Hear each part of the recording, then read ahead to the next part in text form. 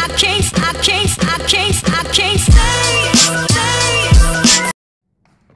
guys, good morning. So, May 18 na ngayon at ayan, natanggal na yung mga picture. Kinabit ko na to nung last time. So, mamaya na lang kasi kasuhin ko to mamaya. At mag-i-in muna ako. Ayan. Wow. Nice po. Compute siguro sila. Yan, nakita na rin niya yung mga file na ginawa ko. At hindi ko alam kung nagidinig niyo ako ha. Kasi nag-aayos pa ako. Tapos ngayon,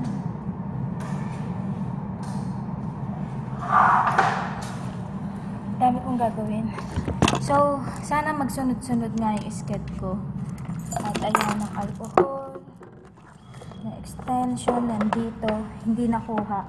Tapos ayan, hindi ako nag-lipstick. Nakalimutan ko pa yata yung lipstick ko.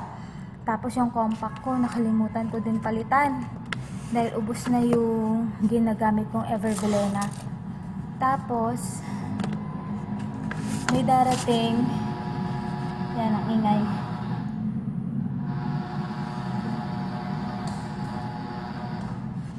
May darating mamaya yung sinisingil ko nga.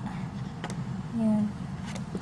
Hindi ko alam kung anong oras kasi ang shoot ngayon 9. So ngayon 7:40 pa lang. At kailangan ko munang mag-in. Grabe. Tapos nakakailang na wala akong kasama sa bahay kasi nasanay ako nandun sina ante. Kaso naman pag nandun sina ante, makulit, maingay. So yun, nakakamiss lang. So ngayon sigurado nandun na sila, nakauwi na sila. Tapos, yan, tulad nga sinabi ko, nagkasunod-sunod yung sked ko ngayon sa wakas. And sana walang mag-cancel. And ayan, di ko alam kung maayos ko yung sarili ko dahil pulbo lang yung dala ko. Tapos hindi ko pa alam kung kumpleto yung nadala kong makeup ko, diba? Kasi nagpalit pala ako ng bag. Ito. Tapos kapag if ever, yan yung dinala kong bag. Yung dilaw hindi ko pa nalalaban. Bala ko sana ngayon laban yung mga nagamit namin na bag nung naglipat kami. Kaso hindi siya natuloy dahil biglang tumawag nga rin kagabi yung manager ko. Tapos biglang nagbago yung biglang may nadagdag sa dito sa mga schedule ko. So ngayon may mga tentative pa at kailangan ng confirmation. So yun. Sa nakikita nyo, oo, masaya, maganda, oo, yung trabaho ko. Pero minsan may mga something din na ganap na nakaka-boring, ganun. Kaya, yun. Hindi mo rin masabi na sobrang ganda. Pero, if ever, yung sked ko, araw-araw, sure yun, na may namimit ka na artista, tapos, diba, everyday pa yung pasok mo. So, yun, kailangan lang tiyagain, and para gumalaw rin yung benefits ko kasi sayang yung mga taon na hindi ko siya nahulugan. So yun, mamaya na lang. Tapos yun pala, if ever na magtuloy-tuloy yung vlog ko, kung everyday yung pasok ko, everyday yung vlog ko, baka mapuno yung memory ng laptop ko tapos hindi pa ako nakakapag-upload dahil wala pa nga yung internet namin, hindi pa naayos. So yun yung masakit kasi Friday daw nagbayad si mama and bigay yung letter doon sa PLDT ng Monday. So, expect natin na baka next Monday pa pumunta yung mga tao. So, yun. Sana magawa na siya agad-agad. Kasi, if magre-rent ako sa labas, doon ako mag-upload. Ang tagal noon, ilang hours din yun. So, sayang yung pera ko, diba? Tapos, ang ginagawa ko lang, half hour ako sa labas. Nanonood ako ng vlog, ganyan. Tapos, pag nanood ako ng vlog, nood lang, hindi na ako nakakapag-reply minsan kasi ang bagal sa labas kasi may mga naglalaro, may nag-YouTube, may nag-FB, ganyan, mga online game. Yun. So, grabe. Kailangan talaga meron ako sarili kong net and nakalimutan ko nang gawin yung mga gagawin ko. So, yun. So, na-check ko na naman na lahat to. Nakapatay naman siya and may something lang na pagbabago at yung tubig ito kumpleto pa rin. So yun, gawin ko muna lahat and mamaya di ko rin alam po sino yung mga kasama ko or kung sino yung mga darating, dahil malalaman ko na lang yun kapag pumasok na sila or nandito na sila. Ayusin ko lang yung sarili ko, haggard pa. I wonder yung kasama ko, guys. So, ipapakita ko sa inyo yung behind the scene. At nandito na sila ngayon sa paligid. Ito sila.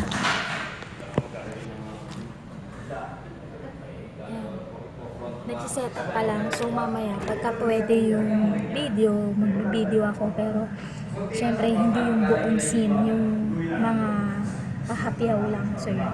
Mamaya na lang.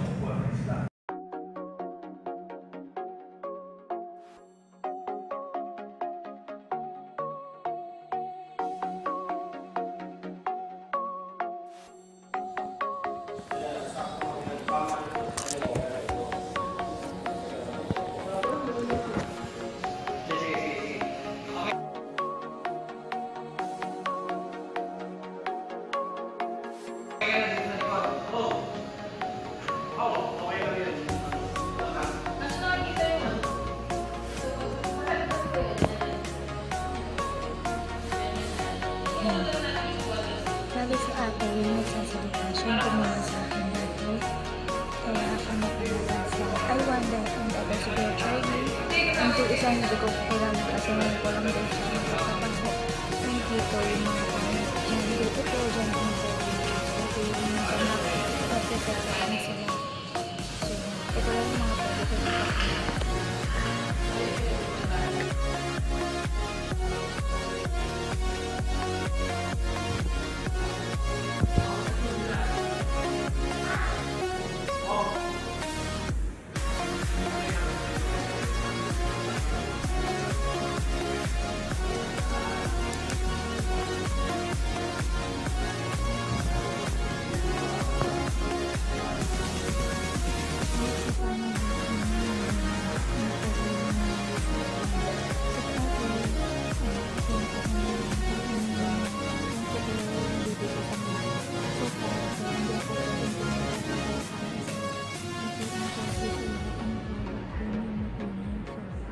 Electric fan, pinatay na rin.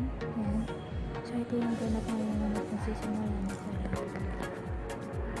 10:20 na. So, yun. Siya lang yata yung interview. And then, after nito, tapos na.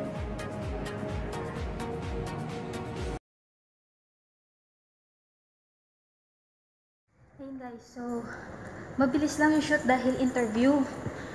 Tapos isa lang yung in-interview, kaya sobrang dali lang. At ngayon, yan, inaayos ko na siya. At konti lang din yung naging basura kasi hindi naman sila as in nagtagal. Kumbaga, kapag video kasi mabilis compare dun sa photoshoot na maraming pipiliin na picture, yung ganun. So yun. Then after nito, uwi na ako. At hindi alam ni na mama na pumasok ako kasi tulog sila nang umalis ako, kaya ayun.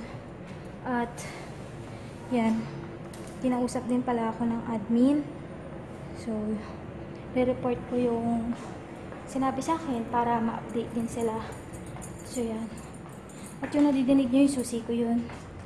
So wala masyadong kalat, yan lang, grabe. And to, dapat half na lang eh. So yun, kalimutan ko yung last pa na una na yung list, mamadali. So yung ano pala, konti lang yung sinot ko na behind the scene kasi about siya sa pamahiin, yung sa mga ikakasal, ganun, na bawal isukat yung damit kapag ikakasal ka dahil nga raw eh hindi matutuloy. And ayan, yari tayo na to, nagkaroon ng puti yung table, kaya yan, patay na naman. So dito ko na ini-end yung vlog at ganun lang yung mga ganap ngayon, and bukas meron uli and tanghali naman siya, kaya hindi ko na kailangan gumising ng maaga. Tapos ito, tatanggalin ko yan dyan sa likod ko kasi nakaharang siya. Hindi pa nga pinapatay ko yung pinaka main switch.